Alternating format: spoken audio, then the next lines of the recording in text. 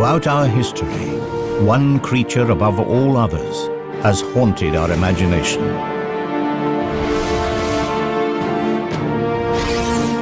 On land and in the air, the dragon has left its mark in the folklore of our ancestors. But what if these fantastic stories were more than myth? What if the legends were true?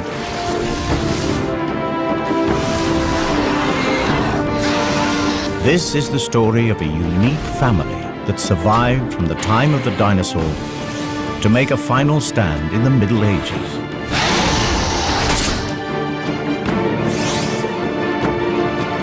A scientific exploration of a remarkable species. This is the natural history of the most extraordinary creature that never existed.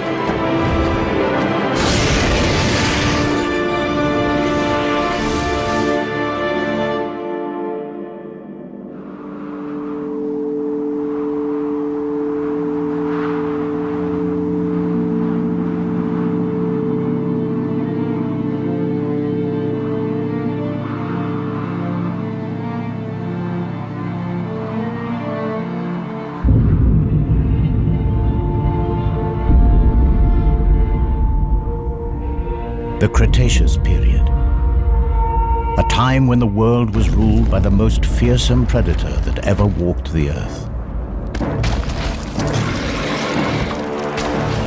Tyrannosaurus Rex.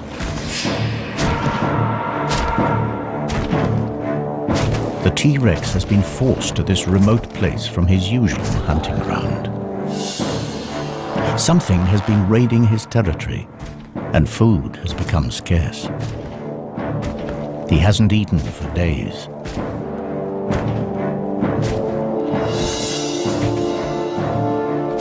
At last, a potential kill. But the T-Rex is cautious. He has never seen a creature like this before.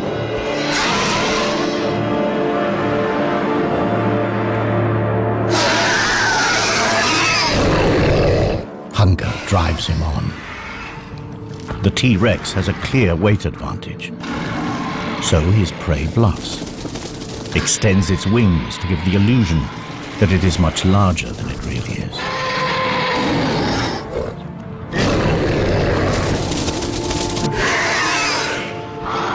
But the T-Rex isn't buying it. So the creature tries a different tack.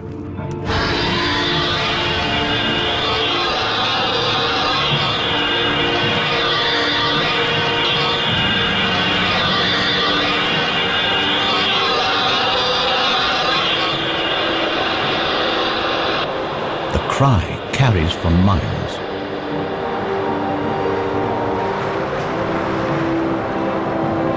To this predator's sensitive ears, the sound is incredibly painful. But the T-Rex is still not deterred. And up here, there's nowhere to hide. But it is the T-Rex, not his prey, that is fatally exposed. They are not alone.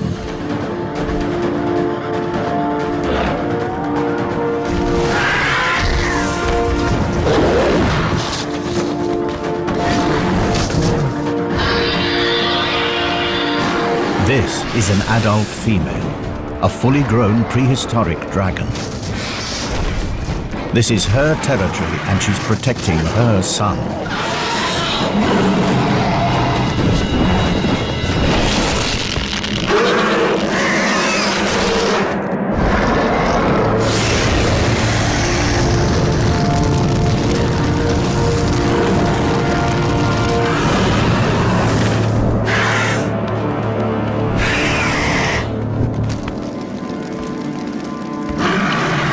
The Tyrannosaurus will not last the night. But the mother is also seriously injured. With a broken wing, she can no longer hunt to feed herself or her offspring.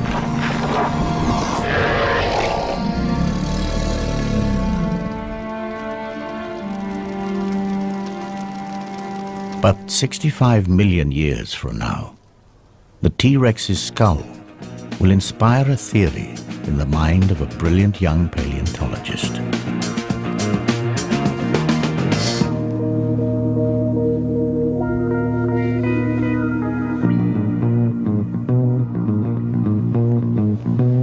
This is one of only 3 intact T-Rex skulls that have ever been found.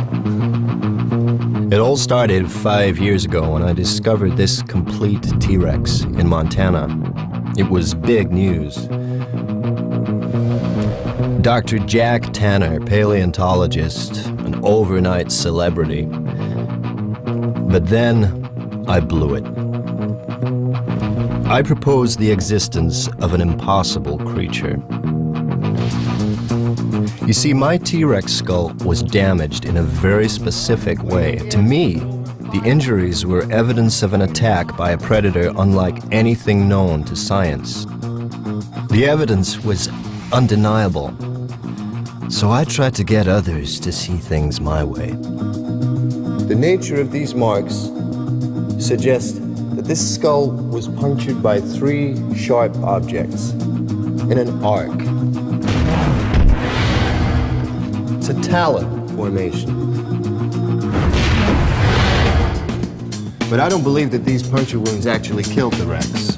The real death blow is here. See? Symmetrical deposits of carbon down both sides of the skull. These are scorch marks. Precise. Aimed. Perhaps my childhood obsession had clouded my thinking. You see, as a kid, I was mad about dragons. Dragons from the high seas, flying dragons from Greenland, fire-breathing dragons from Europe. And here's the thing that got me. These myths came from all over the world, right? From cultures that could never have met. And yet from the Andes to the Himalayas, you could hear stories of dragons. How? Here's a kid's best guess, because the stories were real. Last week, guess what? Out of nowhere, the Dragon Man is thrown a lifeline, another find. Not Montana this time, but on a Romanian mountain.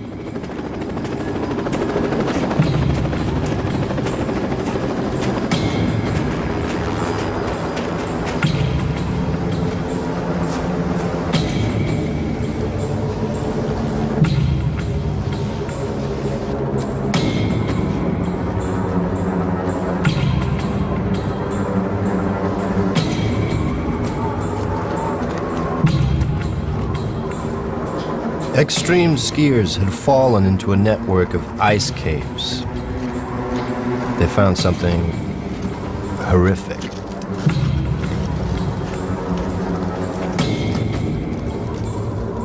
A body, and he wasn't wearing the latest lightweight thermals. It was ancient. There's nothing the police could do with a 15th century corpse. This was a case for historians, not detectives. But police being police, they couldn't resist a nose around. They uncovered a medieval crime scene. A massacre.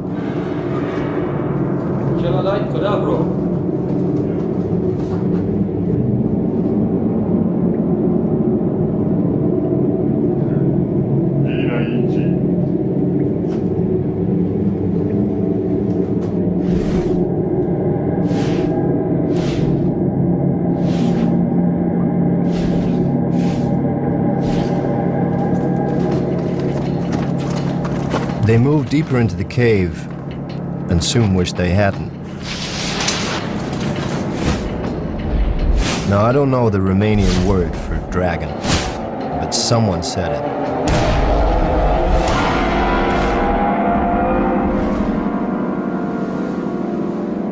So the Romanians contact the museum in London. Is this thing a hoax or what? Now, the museum, they're ready to pass. They have an international reputation to maintain.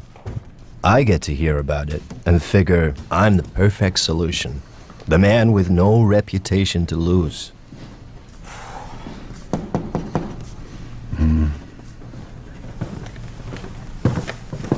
Have you seen the pictures? Every head of department has seen the pictures. And? Well, the museum's been formally asked by the Romanian authorities, in the strictest confidence, to help with this find. It's got them in quite a state. They don't know what they've got, and neither do we. Can I go? On the museum's behalf?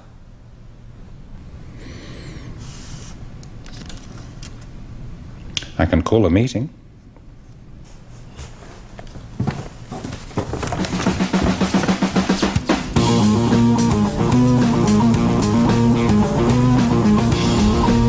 So here I am, with two of the museum's rising stars who see me as a bad career move. We've got strict orders. If this thing's of any interest, get it shipped back to London.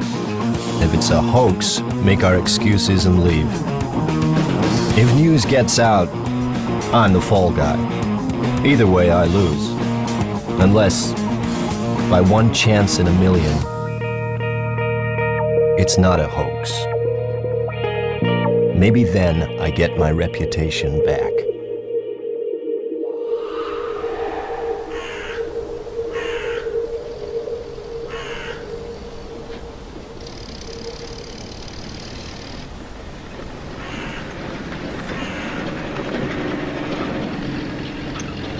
It starts badly.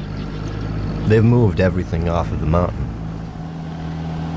Who knows what evidence might have been disturbed?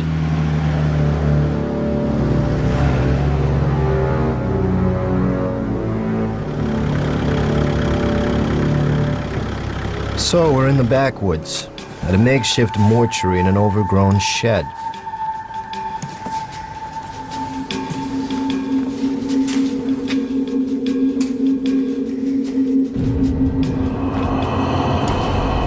The official word is the bodies have been blackened by ice, but I wonder. Ask me, I'd say they have a different story to tell.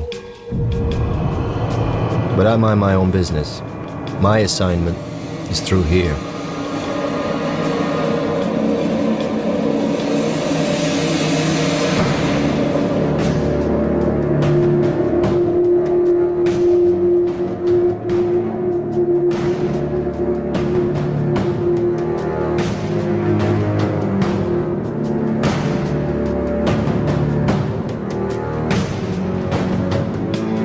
Nobody said anything about a whole carcass.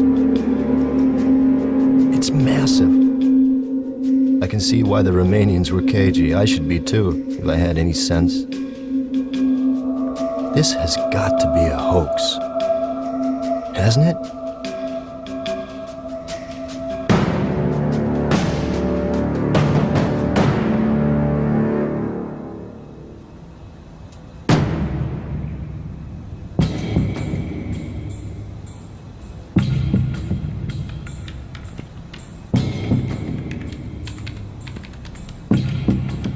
Okay, so let's get this over with. 12:05 p.m., June 25th. Dr. Tanner and team have forced to begin an immediate examination of an unidentified animal. The skin looks real enough. Too well preserved. If this is a hoax, it's the best I've ever seen. Okay, sweetheart. What are you? The hide is scaly. It has a tail. Now, both suggest that this is some sort of reptile, and yet there are two limbs visible ending with what appear to be talons.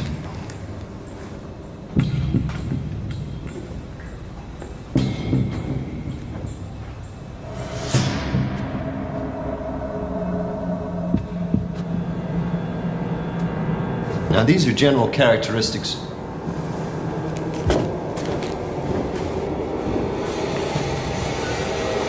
Characteristics of powered flight.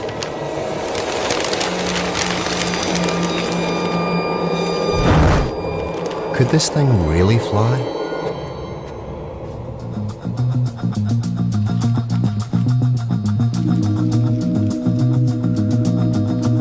It's too heavy for these small wings. They couldn't create nearly enough lift to get its carcass off the ground. You see, to fly, you have to obey the laws of physics. There is a relationship between weight, power, and wingspan. Wing measurements give us a wingspan under 20 feet. It's not enough.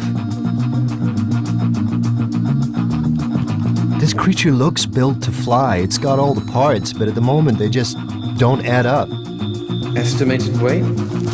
I'm guessing 900 pounds, maybe 950. He's not gonna like this. Don't tell me. The wing-to-weight ratio is way out. Couldn't fly, right? It's too heavy. A creature with wings that can't fly. That spells trouble. 2 weeks have passed since his mother saved him from the T-Rex, and the young dragon is in trouble. His mother is dead. The injury to her wing proved fatal. He cannot fly, and with no one to hunt for him, he too will die. The smell from his mother's carcass is attracting scavengers. For the moment, they're just pterosaurs. But who knows what other creatures may pick up the scent. This dragon lost his mother at a critical moment. Somehow, he has to teach himself to fly before it's too late. And if he does get airborne, it will be thanks to one of nature's most astonishing feats of engineering. This just gets stranger by the minute. Internal scans show a massive heart. That's typical of flying creatures. Those chest muscles would need large quantities of oxygen-rich blood. Your bones are perfectly designed for flight, too. The internal structure is very specialized. It's honeycombed. You see this lightweight structure in bird skeletons. Their bones are strong, but still light enough for flight.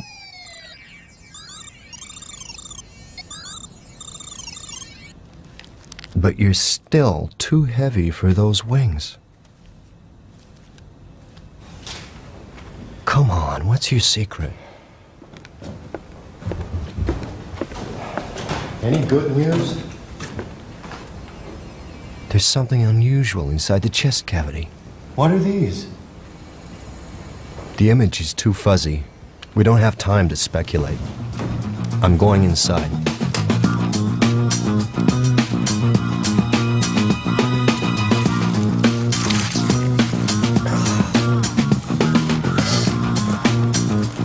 The plot thickens. A second pair of lungs? But there's no internal structure. Bladders, maybe? They must have held something. You pass me a syringe, please?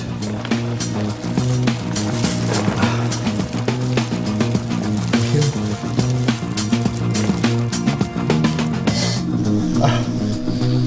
It's gas. Analysis, please.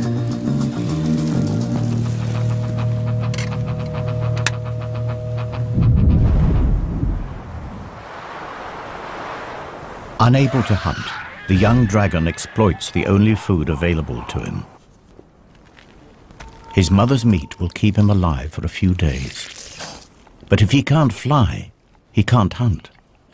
His future looks bleak. Yet, even in death, his mother may still help him. In their gut, all creatures contain bacteria that help them to break down food. And as they do this, they release gas. But the bacteria inside dragons are unique, and the gas they produce is special. It is channeled into 2 storage chambers, the dragon's flight bladders.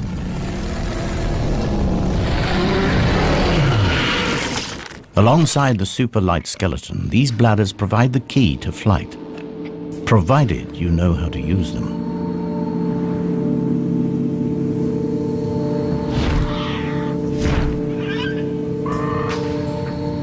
this young dragon will have to learn fast. The scent of his decomposing mother has attracted the most dangerous creature imaginable. An aging male dragon. Its broken horns and dull markings betray a dragon at the end of his days, and this is bad news for our juvenile. Continuous battles over territory mean that most males never reach old age. But this dragon is still around. He's a survivor, and he's hungry.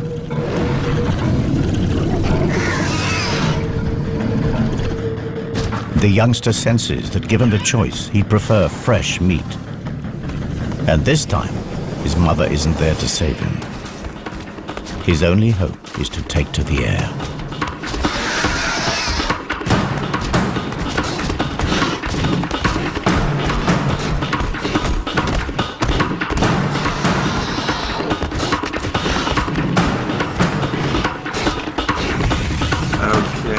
Gas composition, predominantly hydrogen. Hydrogen. It's 14 times less dense than air. It's odorless, colorless. You put hydrogen in a balloon, what happens? It floats away, right? The juvenile heads for the trees. The old male cannot fly here.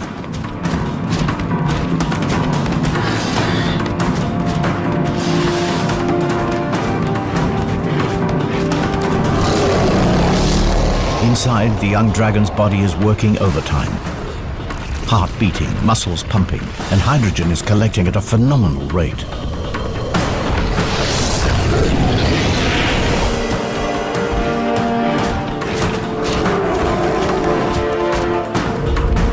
Fully expanded.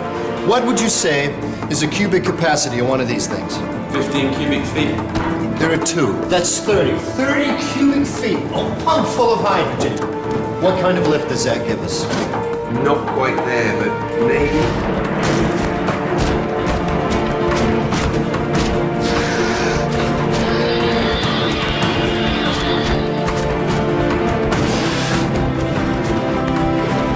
The youngster's flight bladders are now full, but crucially, so is his stomach.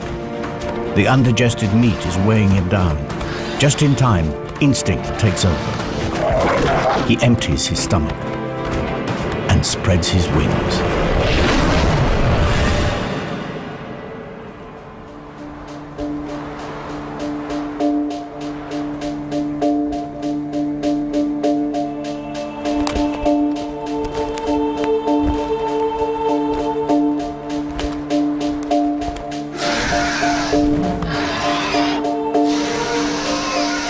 Exhausted, the old male abandons the chase. Our young dragon has found his wings, just in time, and for the very first time in his life.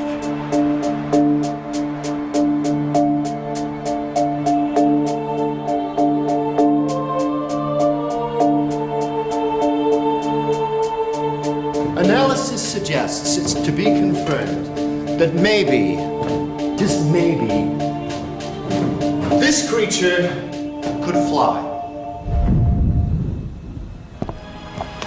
This is no hoax. This thing is for real. A gigantic flying lizard. Too much to expect that you could breathe fire, too. If it's interesting, bring it back to the museum. That was the plan. Well, it's interesting, all right. But let's see what else we can find out before we have to leave. Okay. Time to put our heads into the lion's mouth.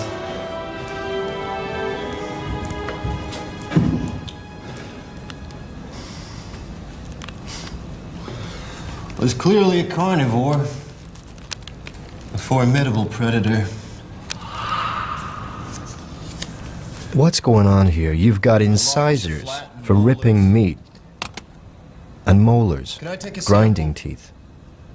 Stingrays have the same kind of teeth for crunching rock-hard shells. What would a meat-eating predator want with teeth like these?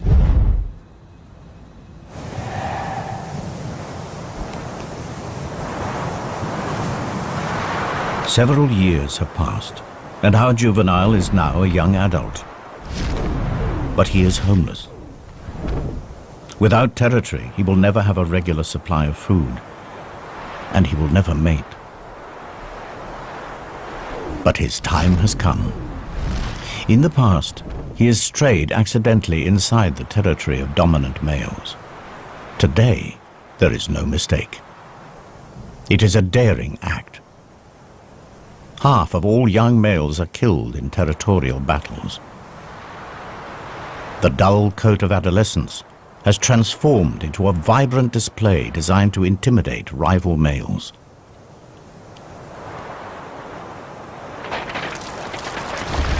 But before he makes himself known, he takes on stores of a rare and valuable mineral found at the heart of every dragon territory. He is preparing for the fight of his life. And these rocks will hold the key.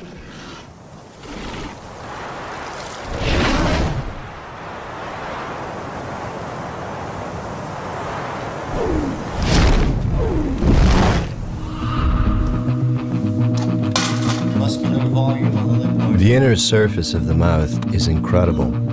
It's almost armor-plated. Now this is something I've definitely seen before. A fleshy valve at the back of the throat. This flap is very similar to the false palates found in crocodile throats. Crocs use it to stop their lungs from flooding while holding prey underwater. It's a very distinctive shape, and come to think of it, I think I've seen fossils of this somewhere. This is a highly specialized structure. Can you scout the excavations and dig sites, museums, see if anything like this bone has popped up anywhere else? No, maybe it's an adaptation. Maybe it wasn't used to prevent water flooding the lungs. Maybe it's to prevent a backdraft of fire from burning the throat. Boy, when you say it out loud, does it sound lame. It doesn't look like fire ever came out of this creature's mouth. There's no carbonized food residue, no signs of charring whatsoever. It's as if all the tools are here, they just haven't been used. Perhaps it didn't breathe fire at all. Well, maybe you're right.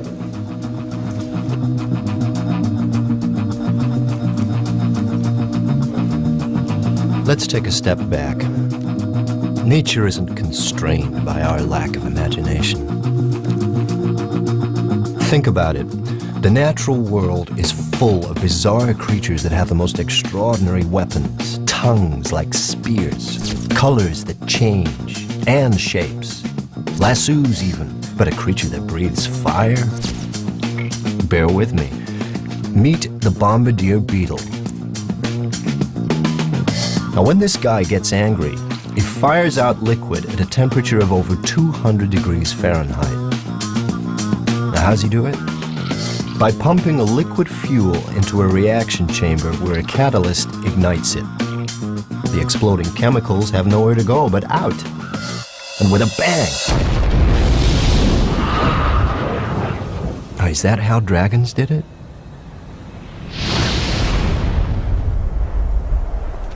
In the heart of his territory, the resident dragon, the alpha male, blasts a warning into the air. It signals that he is fit, healthy, and confident enough to waste precious fire on a display. The message is not lost on our young challenger.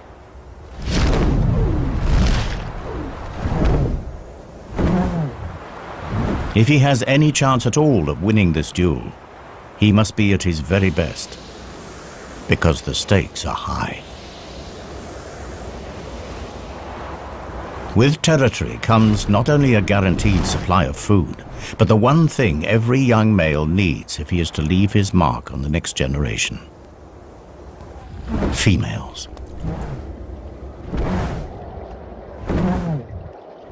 And this female is the reason he is here. She's in season, and for just 1 month will breed with the alpha male. He's killed for her before, and he'll do it again.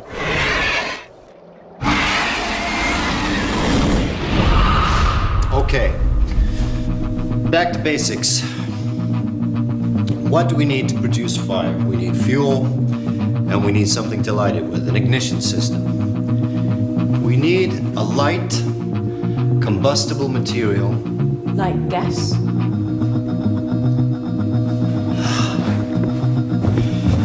Now, what did you say was in these things? Hydrogen and methane?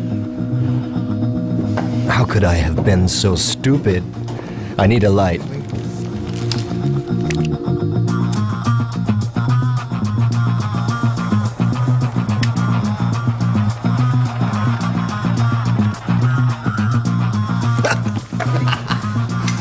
It's hydrogen and methane, both combustible gases, both lighter than air. These sacks double up as buoyancy aids and fuel stores. Evolution at its most economical. So far, so good. But how did you ignite it? Can I take a sample, please?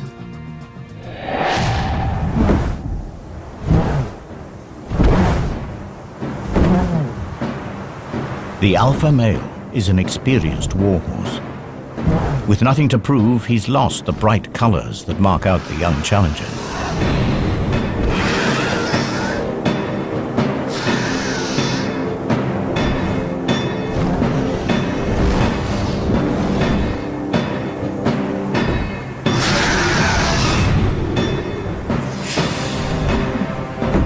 Experience tells immediately.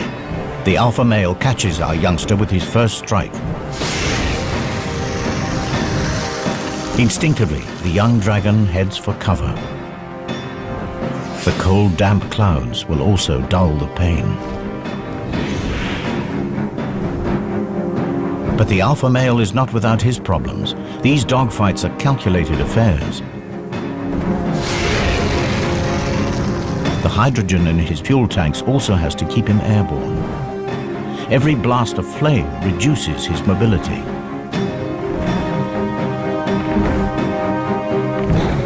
The challenger appears to accept defeat. He heads for the territorial boundary. It seems that now his best hope is to escape with his life. The alpha male drives on. He would rather finish him now, but he has misjudged his young opponent. The youngster is faster, more agile, and crucially, he has a full payload to burn. Wouldn't you know it? That sediment on the creature's molars, it's rock, with particularly large traces of platinum. Platinum is not just a precious metal, it's also a catalyst. Like our old friend the bombardier beetle, fuel needs an ignition system. And when platinum combines with oxygen and hydrogen, it combusts.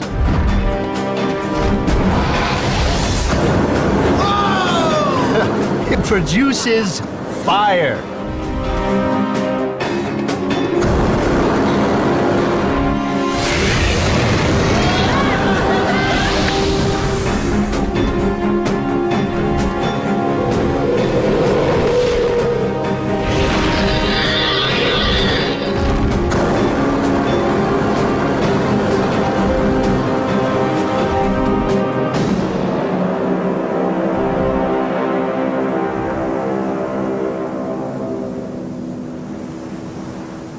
Our young pretender has triumphed.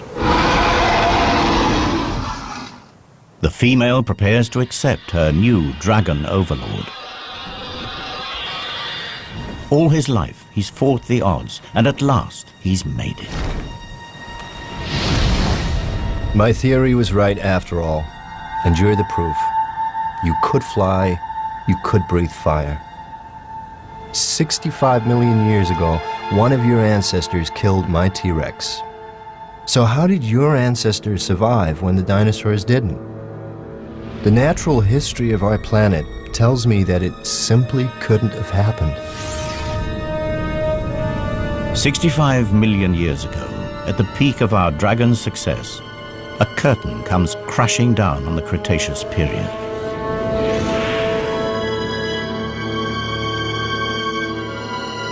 A meteorite the size of Mount Everest smashes into the planet. Known as the KT event, it wipes out nearly all life on Earth.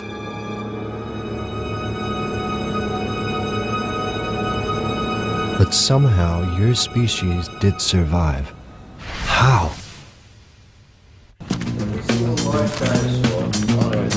If the KT meteorite finished off the dinosaurs, how did a giant species like yours survive?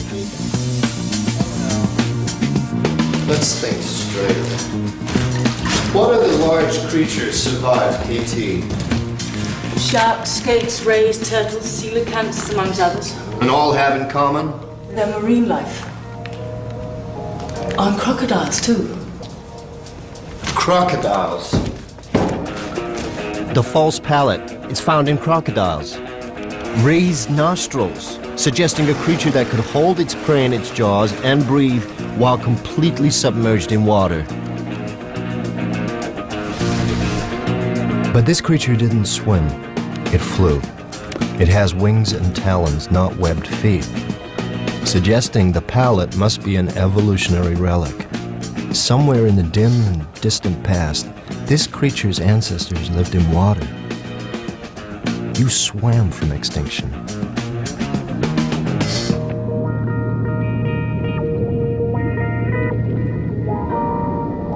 Water did indeed provide dragons with the escape route from one of the deadliest events in the Earth's history. But not the prehistoric dragon. The land-living dragon was indeed wiped out. But it was not alone. The dragon family had another branch. At the time of the KT catastrophe, the prehistoric dragon had a cousin, the marine dragon. Both species were descended from a common ancestor, but they followed very different evolutionary paths. The marine dragon lived in the sea, and life in the sea was less affected by the KT event.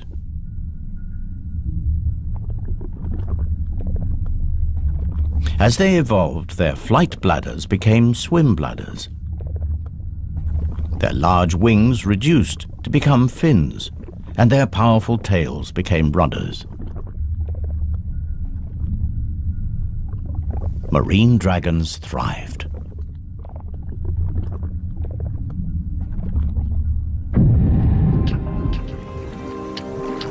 Then, as global temperatures rose and the land recovered, some marine dragons returned to shallow waters.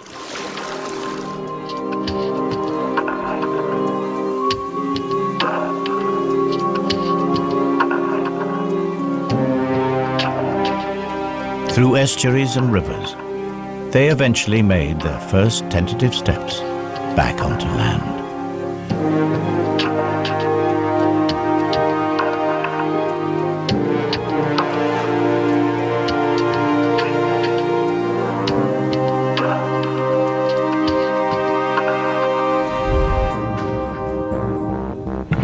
The sea serpent. Are the legends actually about marine dragons?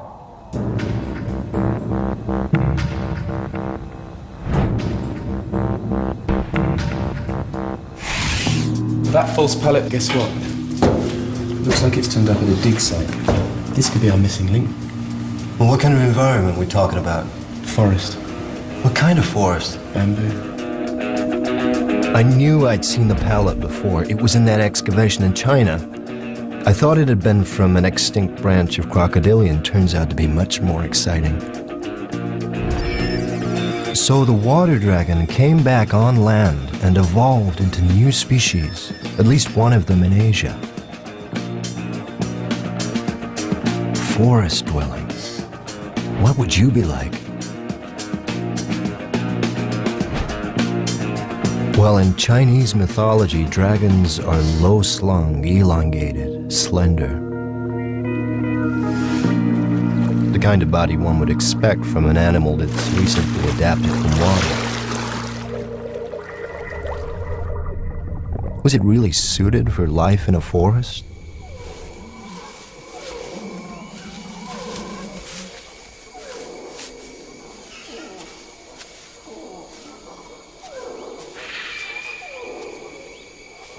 The dragons that return to land discover that the prehistoric world has changed. The era of the dinosaur is over, and a new order of animals has risen up to fill the void. Mammals. And mammals provide plentiful food for dragons. The trick is to catch them.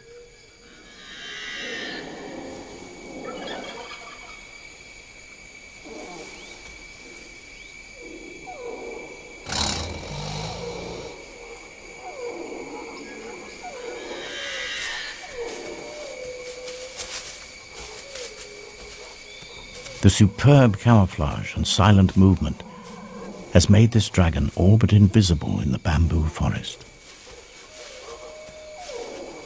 The wings on this dragon are too small for flight, but the flight bladders provide gentle lift and allow her to glide silently across the forest floor. The markings on her skin break up her outline in the dappled forest light. And to be sure, this massive relic from the age of the dinosaur has had to develop new tricks. Hunting mammals in this compact environment requires tremendous guile. Small, fast, and agile, mammals have incredibly acute hearing and smell. Alerted, they can disappear in an instant. Positioning herself downwind from her prey, she lies in wait and listens intently.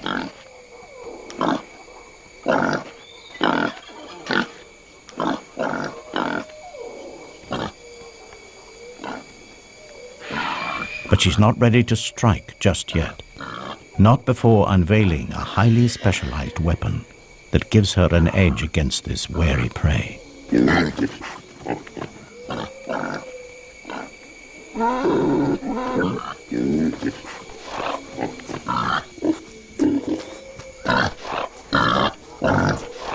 The forest dragon has developed a remarkable behavioral strategy. Mimicry.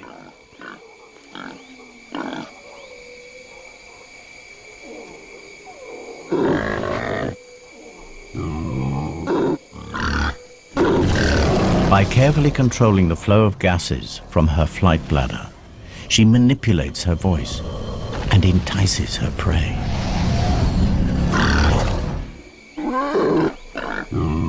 But her hunt is disturbed. There's an intruder in her territory, a creature that will come between this dragon and her prey for the last time. It's not just the invasion of her territory that riles her, or the loss of the odd meal. This animal is a real and emerging threat to her very survival.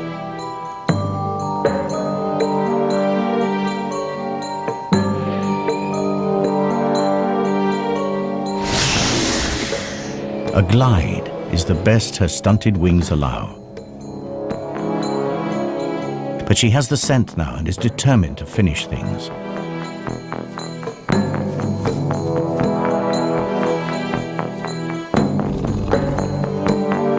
Smaller and more mobile in the forest undergrowth, the new mammalian predators are proving to be accomplished hunters.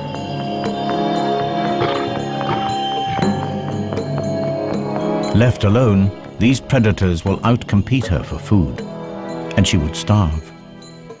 She isn't going to let it happen. The dragon closes to striking range. She blends into her surroundings, unseen, but not unheard.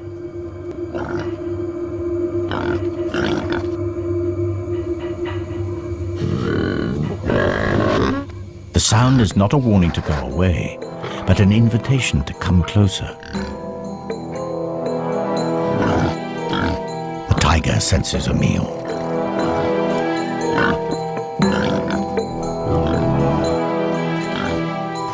But he is a cautious hunter. The dragon tries a subtle change of pitch. The prey sounds distressed. An injury, perhaps?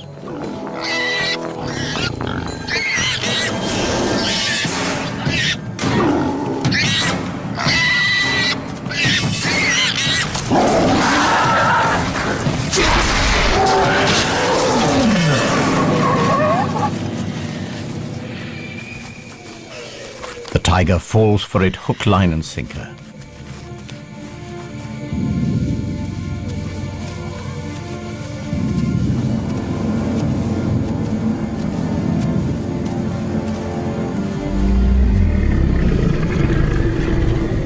One less rival, one more meal. The kill is taken to a clearing.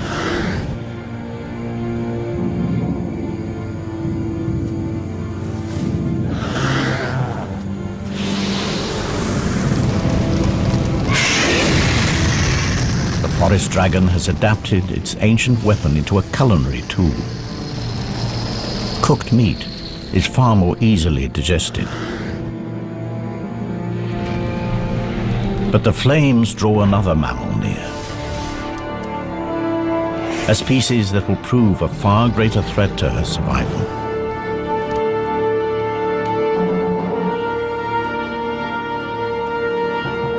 I came here to expose a hoax, and suddenly a whole reptile family is coming to life.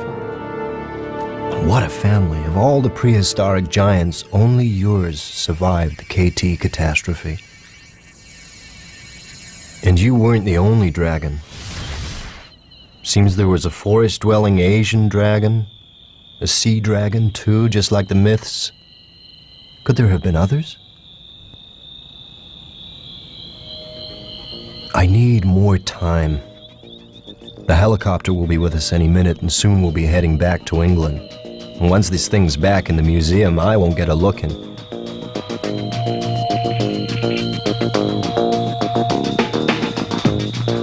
Until then, we'll keep scanning.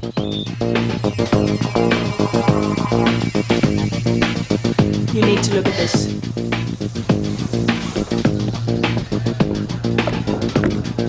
I've just noticed these fragments here. What are they? Crushed ribs? No, the rib cage is totally intact. But they're bone fragments, right? What are they? That explains the weird proportions.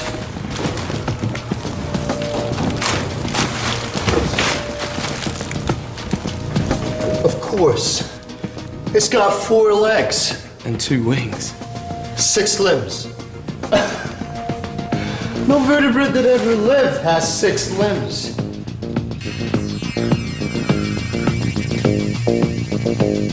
It's true. Every land-based vertebrate on the planet has 4 limbs. Front feet, back feet, arms and legs. And airborne creatures too. Feet and wings. They all have 4 limbs. But not this dragon. It's got 6. It can't be a fake. Not now. If those legs are for real, then they'll show up in its DNA. Oh my. Now that's some freaky mutation. This creature has a genetic adaptation unlike anything in the animal kingdom, and wouldn't you know it?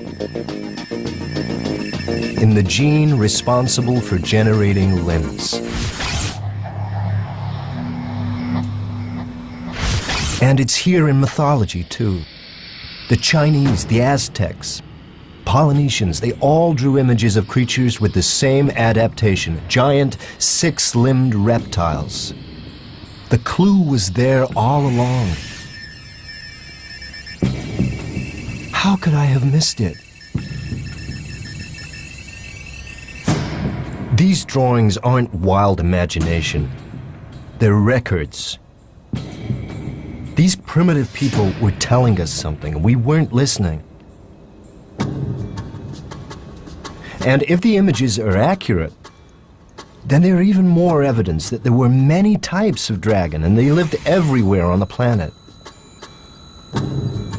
Okay, we've got evidence for a marine dragon, the sea serpent of legend, a forest dragon that lived in Asia, the Chinese dragon that adorns 1,000 pots,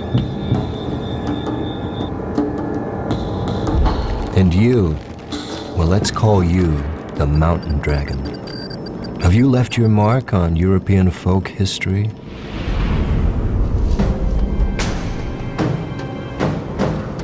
Romania, dragon iconography.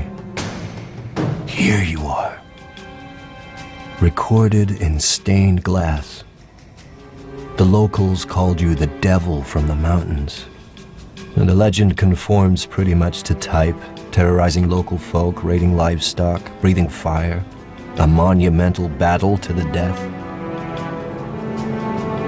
Is this a 15th century photograph of you?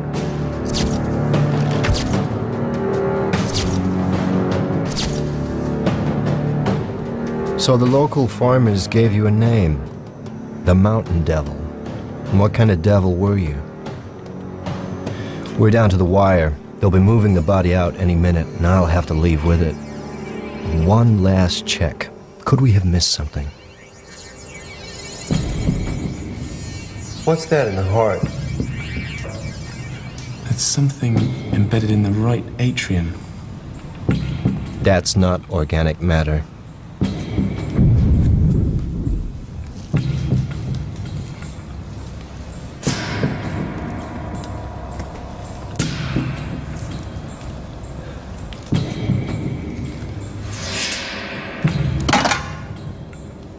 This could be really important.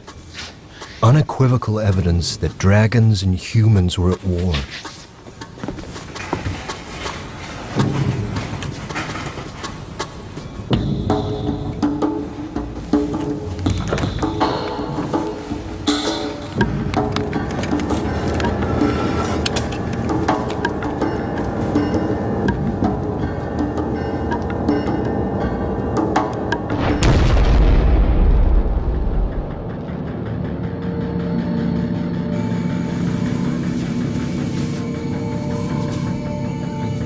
Throughout the age of mammals, dragons survived.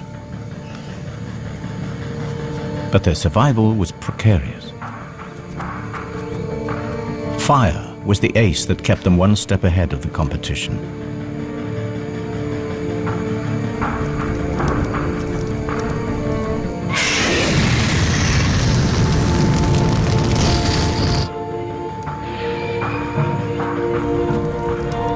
But in time, a new mammal emerged. Small, vulnerable, but supremely intelligent.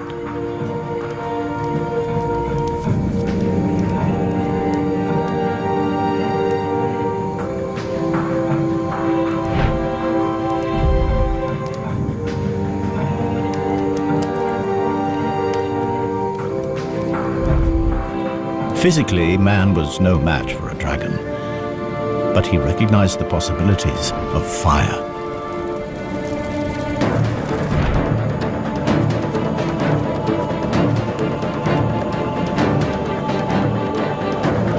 With fire, mankind could clear forests for farmland, mold metal into savage weapons.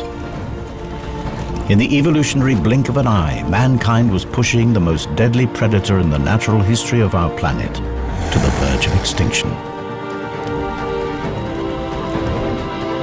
They had turned the dragon's most potent weapon against them.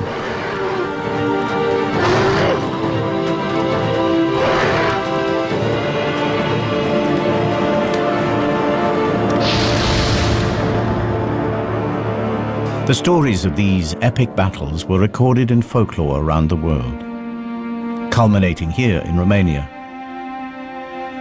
A dark story passed down through generations. The story of a demon on a mountaintop, and of knights drawn into the mist, never to be seen again. Until now.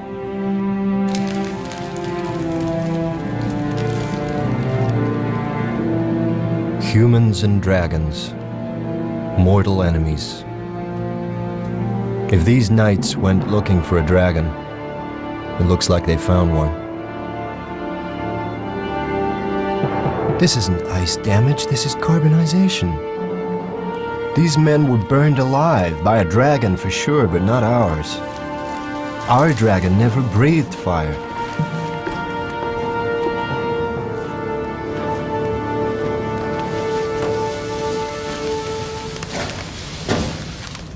We haven't finished yet. Yes, we have. Look. Look. Carbon. I found it on one of those bodies out there. Those bodies have been scorched.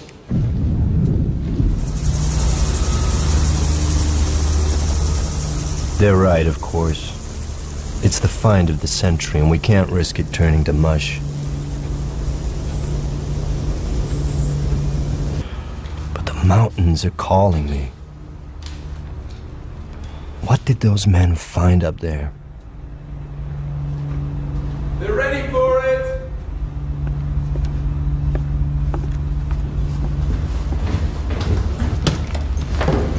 This section here. Am I misreading this? Is this a reproductive system? These are oviducts, right? Small ovaries. The female. Yet there's no evidence of follicular activity. The reproductive tract is immature. It's a juvenile. It's a baby. That clinched it. The creature in the autopsy room was a baby.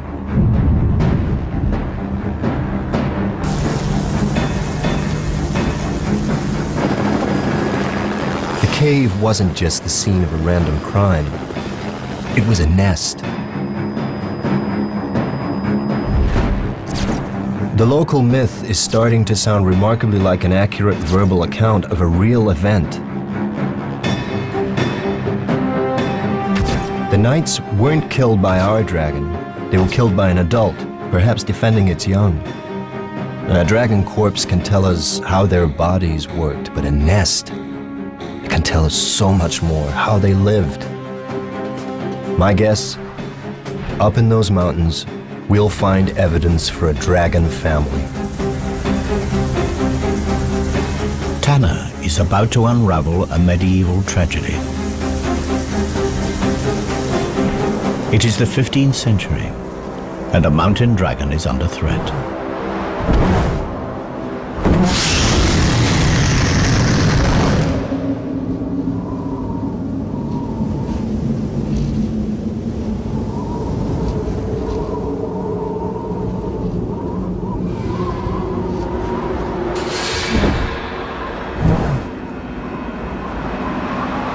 The distant ancestors of this female mountain dragon fed on the wild herds that roamed the vast Asian grasslands. But the herds were tamed by man. For dragons, they were no longer fair game. They were livestock. And so the dragons that gorged themselves on the plains have been driven to the remote regions of Europe. And in this remote place, wild game is scarce. Today, she is hunting the rarest creature on Earth. But not to eat. Today, she's looking for a mate. She spreads her scent throughout her territory.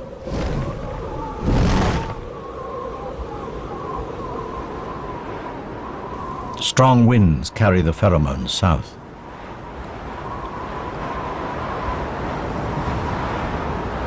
Female dragons mate once every 7 years, yet this mature female has never seen a male dragon.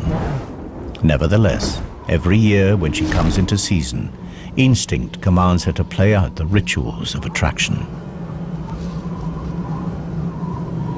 Her season is almost finished, and the window will close for another year.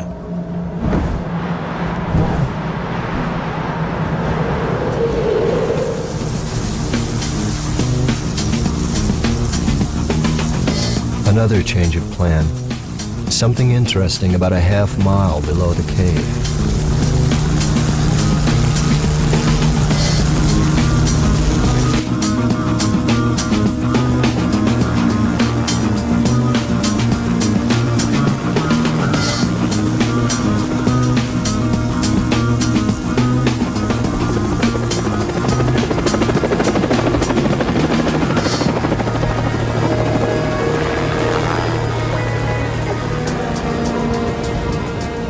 The melting snow has revealed unusual features on the rock. Now, to the casual observer, they could be anything, perhaps the result of some odd geological process, but me, I've got fire on my mind. And these rocks look like they've been scorched.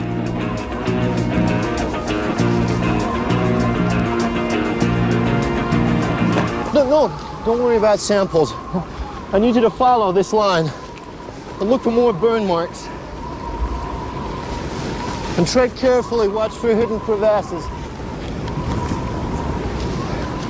Okay, approximately 2 hours due south from the drop-off point, heading towards the scene of death. Can you take a GPS reference? Okay. Evidence of discoloration of the rock. Seems to have been subjected to a blast of intense heat. It's literally scarred the rock. These rocks have been burned to melting point in symmetrical lines. The dimensions are frightening. Lightning couldn't do this. Forest fire? It's not likely. We're halfway up a mountain at the edge of a glacier.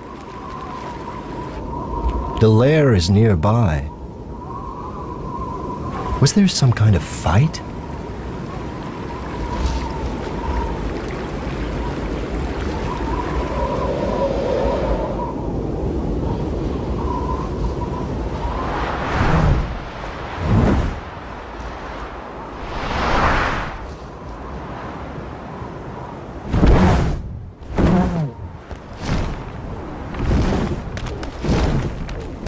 The female returns to her den, a network of caves melted into dense glacial ice. Despite the cold temperatures outside, in here the temperature is relatively warm. Like an igloo, the thick walls retain heat. But the mountain dragon has another line of defense against the cold. From her marine ancestor, she's inherited a blood protein that prevents her tissues from freezing. It has proved vital to her species as they are forced into increasingly inhospitable habitats. Soon it will be autumn, and her metabolism will slow as she prepares to hibernate through the bitter winter.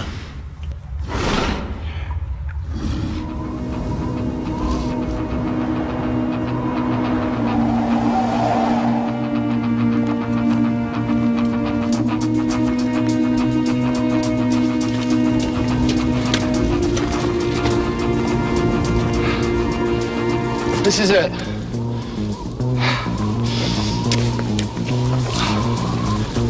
Why would you choose such a remote and inhospitable place to live? Come on.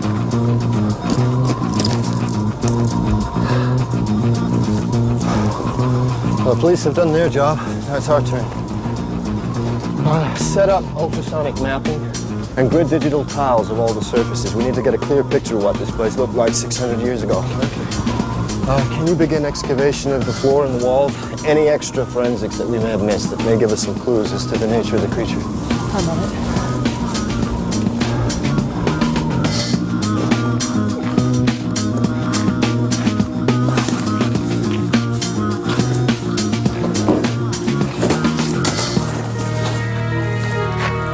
So this was where they found you. Gridding tile 1. Set. The laser scanner will help us build a map of this place, and then we can accurately record the position of everything that we find. Any mapping results yet? I've gridded most of the cave, but it's a labyrinth in here. Is anyone to guess what's behind these walls? Glacial movement. Set those echo scan charges at minimum. We don't know how unstable this place is. Echo scanning. Small explosive charges send shock waves into the ice. The echoes will tell us what's behind them.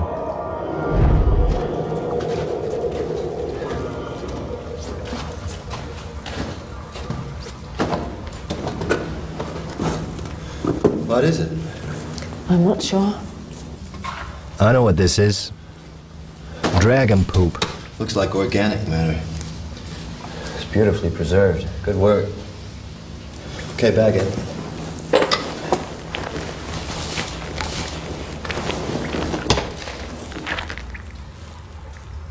Sorry. Evidence of bone shards. And look, these look like fruit stones. Date stones? Not many date palm trees in the Carpathians 600 years ago. It's possible that she strayed, but it's more likely that this is the feces of another. And so the next question, why would you travel such an immense distance across the continents and the climates? What could possibly attract you to this place? Whatever dumped this had its last meal in a much warmer place. Somewhere a long way from here.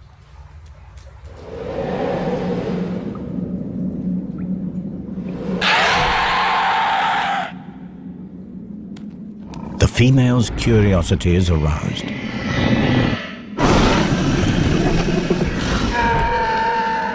It is a sound she has never heard before, yet somehow it seems eerily familiar.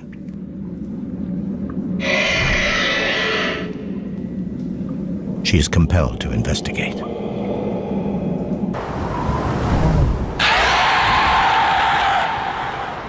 Against all odds, a male mountain dragon has picked up our female's scent. He's a nomadic dragon from the Atlas Mountains of North Africa. His search for a mate has brought him across southern Europe to the Carpathian Mountains. Now he has found her, instinct takes over. And they do what their kind has done for thousands of years.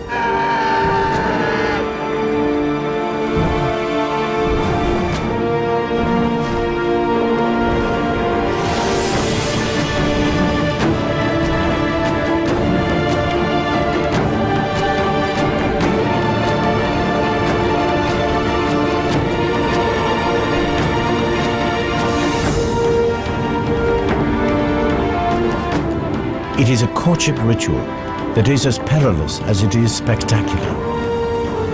At the height of her climb, they lock talons and drop in a dazzling free fall. It is the ultimate test of faith.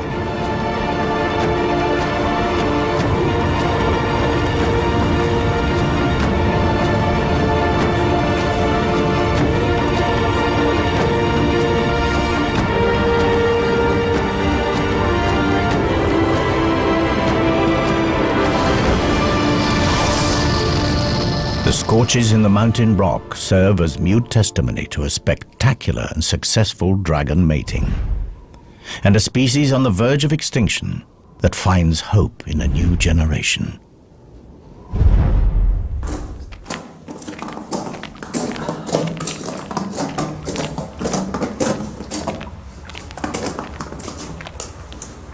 What is that?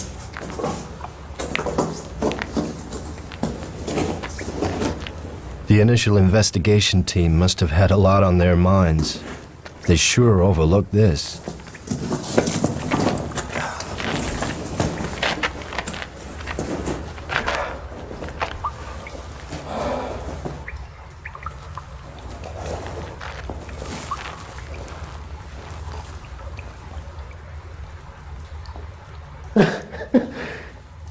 It's a nest. Judging from the size and shape of the calcified fragments and the curvature, I think it's safe to say that this egg was of considerable size.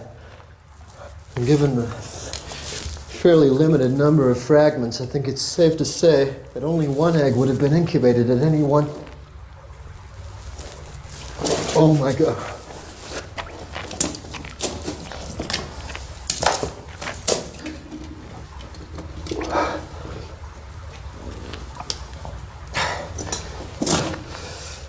Two eggs in a clutch but only one of them made it.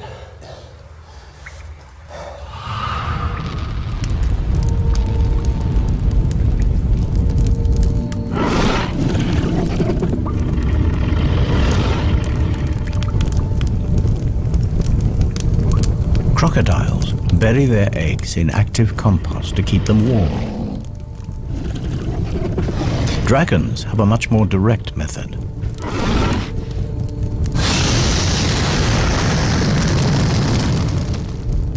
The eggshells have heat-resistant properties that can withstand intense temperatures.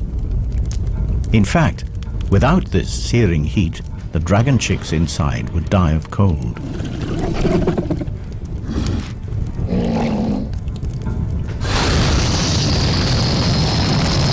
The rocks shield the eggs from the direct blast, but they also retain heat, releasing it over a long period and keeping the temperatures inside the nest stable.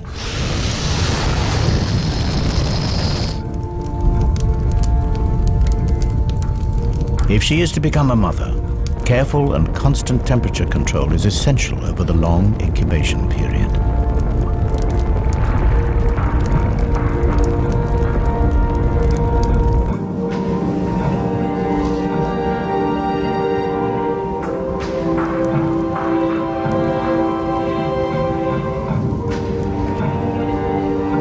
Her mate returns from hunting. He has been unsuccessful again.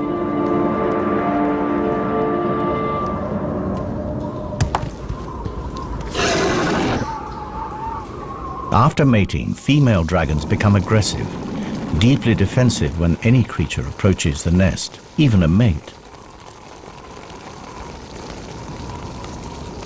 In order to placate her for the lack of food, he brings a gift.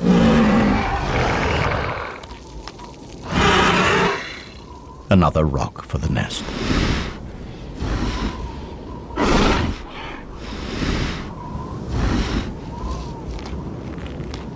The male is now clear to enter the cave. The female will take her turn to hunt.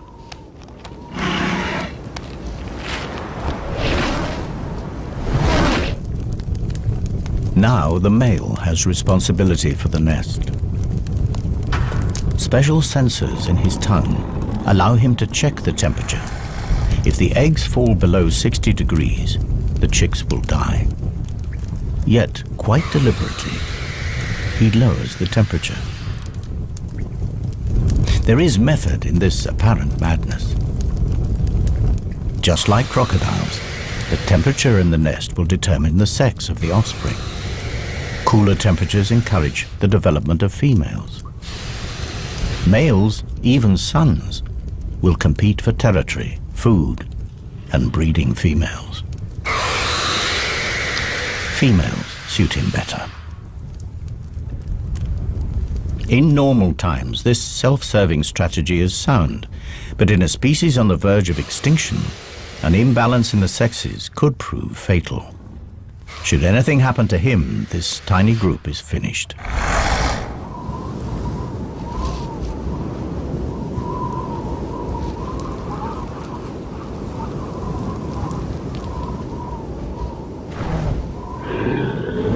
The female returns empty-handed from another hunt. The male is not at his post.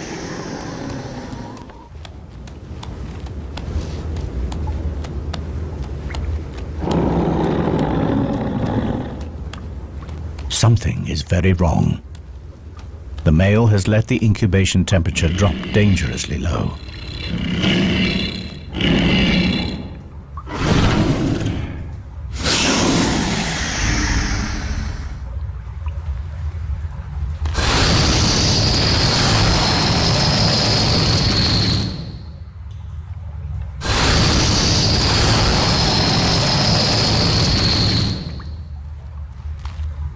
It is already too late for one of her chicks, but one might survive.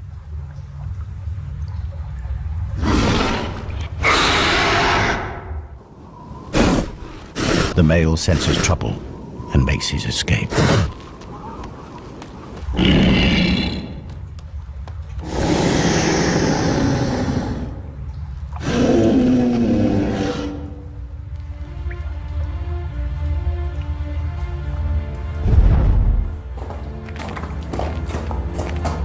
cave continues to yield up its secrets at a fantastic rate.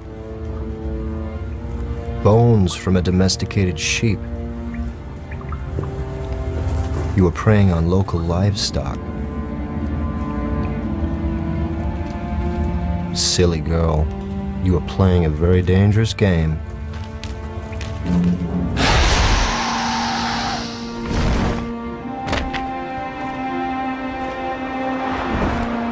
The female has taken to raiding livestock for food. She has good reason. This is her daughter. And her survival is the most important thing now. But by stealing from farms, she risks provoking the locals and placing her daughter in danger.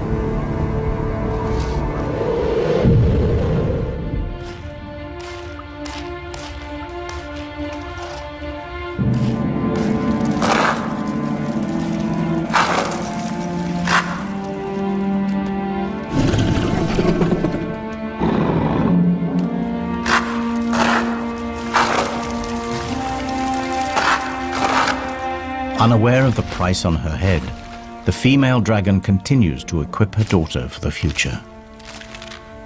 She is passing on the secret of fire.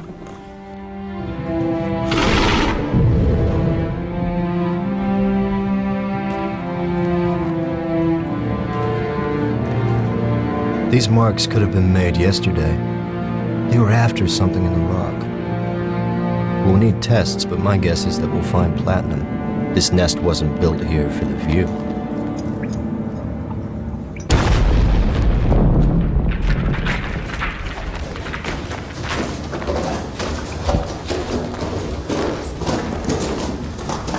I've got the results through. Yes, look, one chamber through here. There's a second chamber behind us here.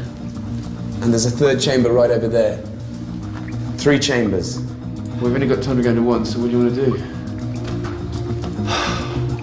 I have no idea. Wait a minute. What's that? There's something on the rock.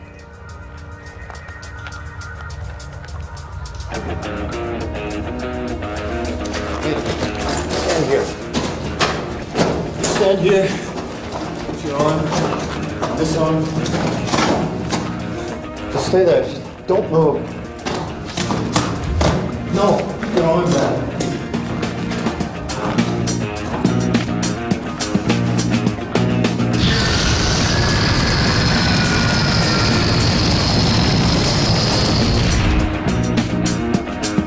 Whatever created that blast mark came from behind this wall. Set up the rover. We're going in here.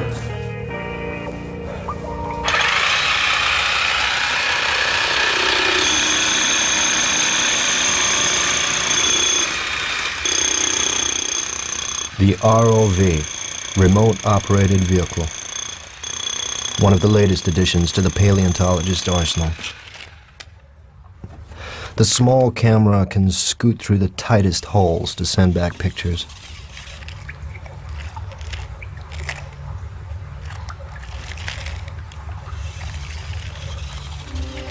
Padre nostro, sei, sia santificato tuo regno. Sia fatta la tua volontà, come in cielo e così in terra. Dacci oggi il nostro pane quotidiano.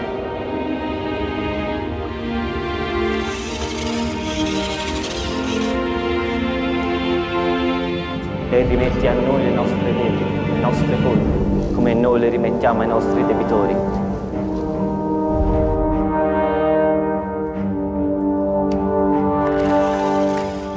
E non ci indurre in tentazione, ma liberaci dal male. Amen.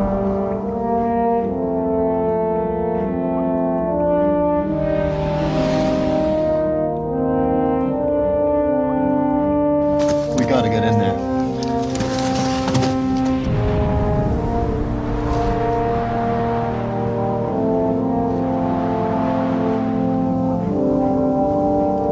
After feeding, mother and daughter bask in the sun's warmth.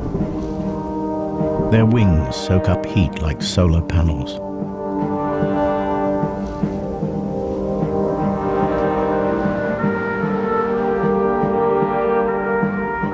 In a rare moment of intimacy, they lie together and share body warmth. Soon the mother will have to hunt, and her daughter will be left unguarded.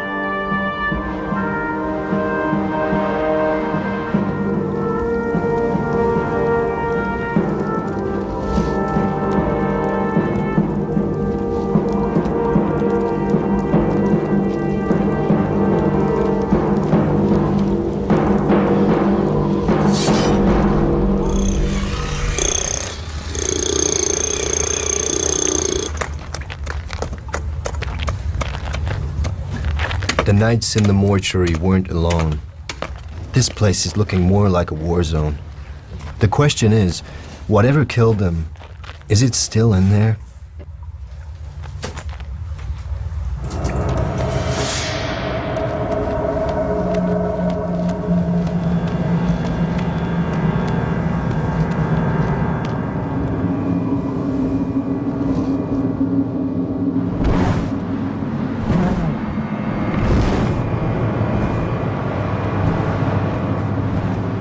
With summer drawing to a close, the dragon is desperate to fatten herself and her baby before they hibernate. And in her desperation, she has all but cleared the local farms of livestock.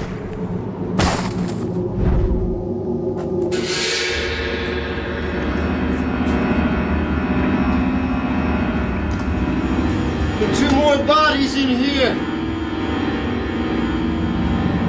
There doesn't appear to be any evidence of scorching.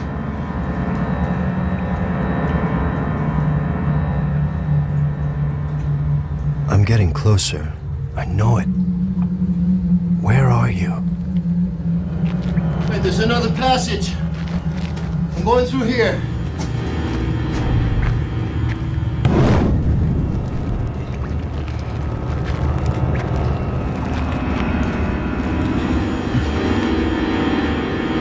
Once man and dragon lived side by side. Dragons were respected, even worshipped. Now they are hunted like vermin. Man has driven dragons to these remote habitats. Now even here, they are not safe.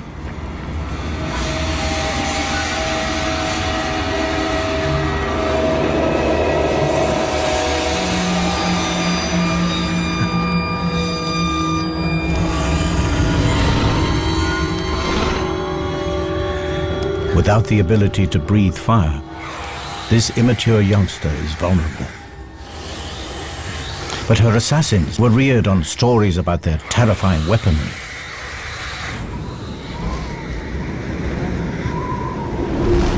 Wary of the fire-breathing devil, they are cautious. Eventually, they sense that this dragon carries no threat.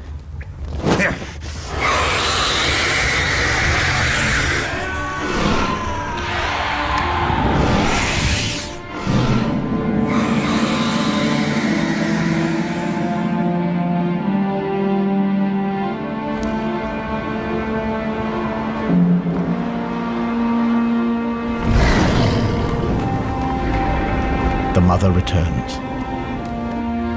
Too late.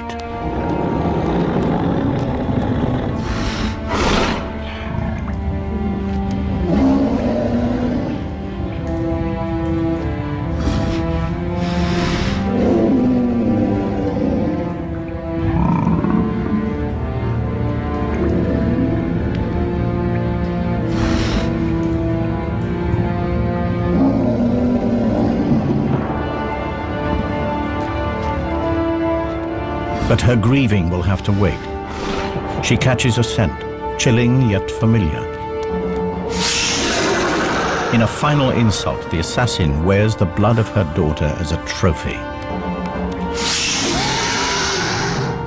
These warriors may have survived many battles, but nothing can prepare them for the fury. They are about to reap the whirlwind.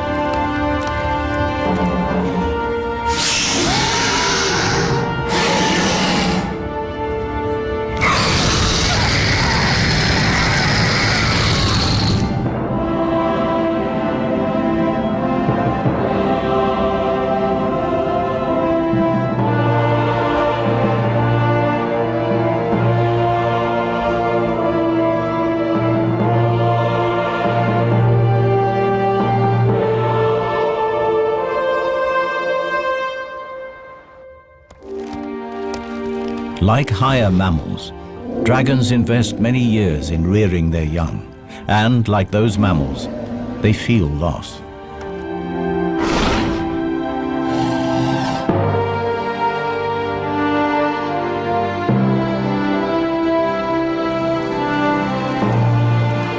But the trauma of her daughter's death has brought the female dragon into season. She may still be mourning, but her body knows that to survive, she must mate again.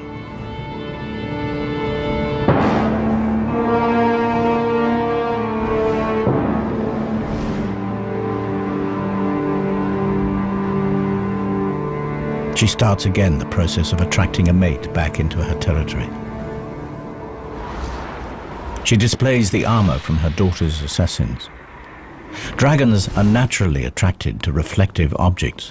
It is a long shot, but perhaps a glint might catch his eye. The chances are that he's no longer alive. There's nowhere left to hide.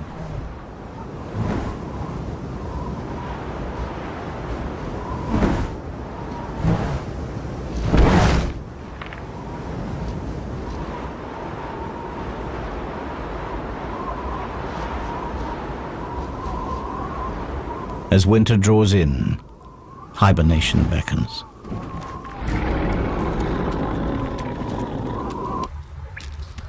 She'll have to survive the winter on her meager reserves of fat. Her body temperature drops dramatically and she goes into suspended animation.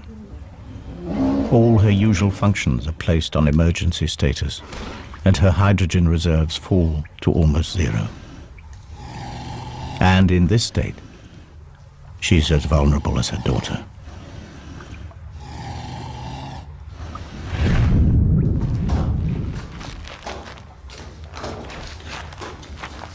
Where are you?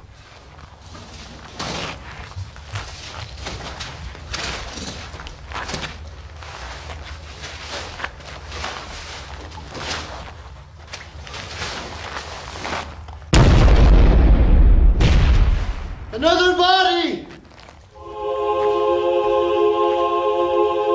A spear. A body. It's crushed by something.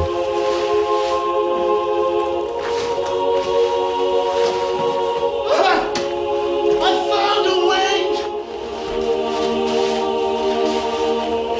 It shoots!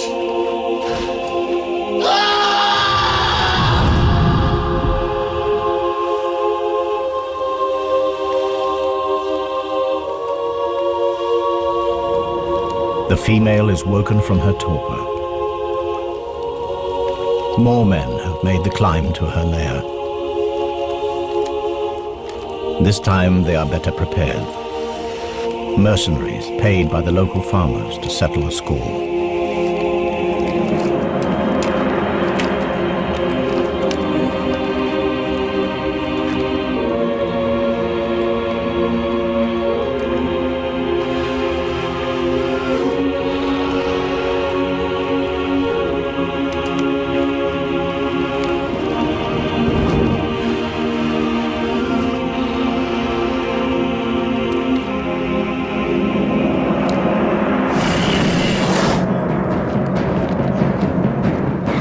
Without food, she cannot make hydrogen. And without her precious gas, she cannot fly or breathe fire.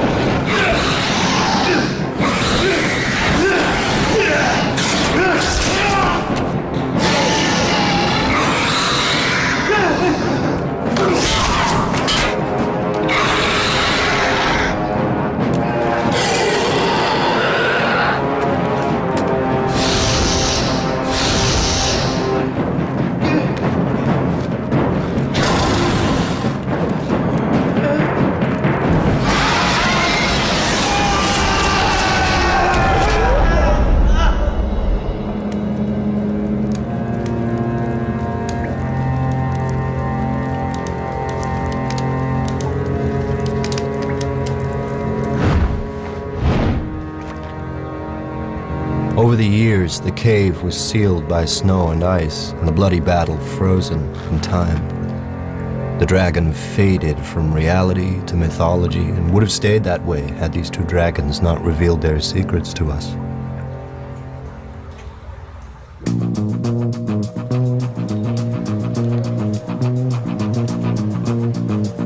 I left the museum with my reputation in pieces. I return with the story to end all stories, and evidence that will rewrite natural history. The creatures of legend were real, but the legends gave a twisted view of reality. I fill my colleagues in about the fantastic family that we have unearthed. A group of animals that lived alongside the dinosaurs, that escaped annihilation by going underwater, that re-emerged all over the globe, claiming forests and conquering mountains.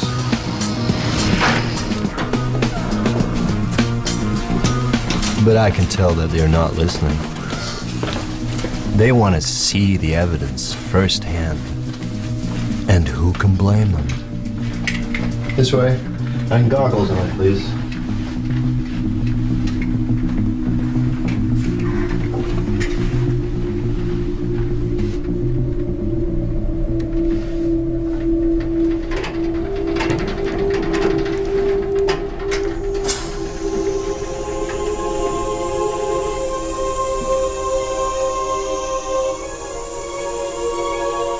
The story of life on our planet has been rewritten by a mother and her child, reunited.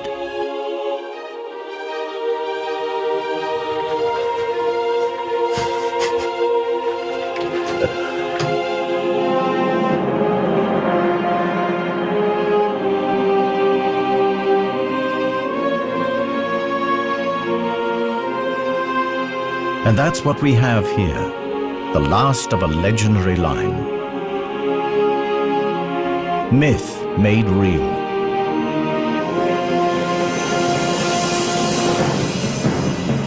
The myth of a sheep stealer. The reality of a mother struggling to feed her young. The myth of a vicious beast. The reality of survival at any cost.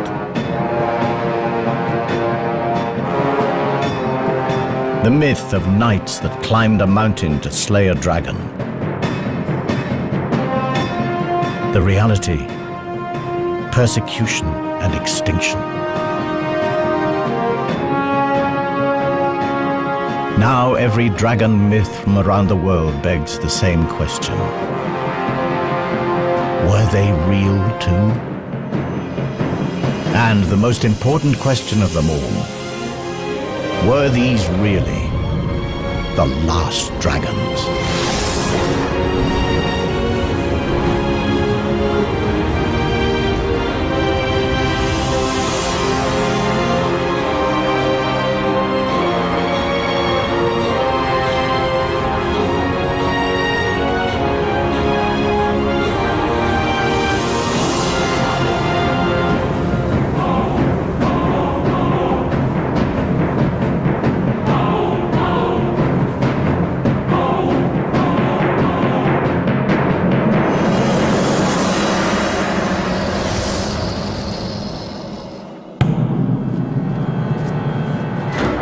Professor Tanner, I thought I'd catch you.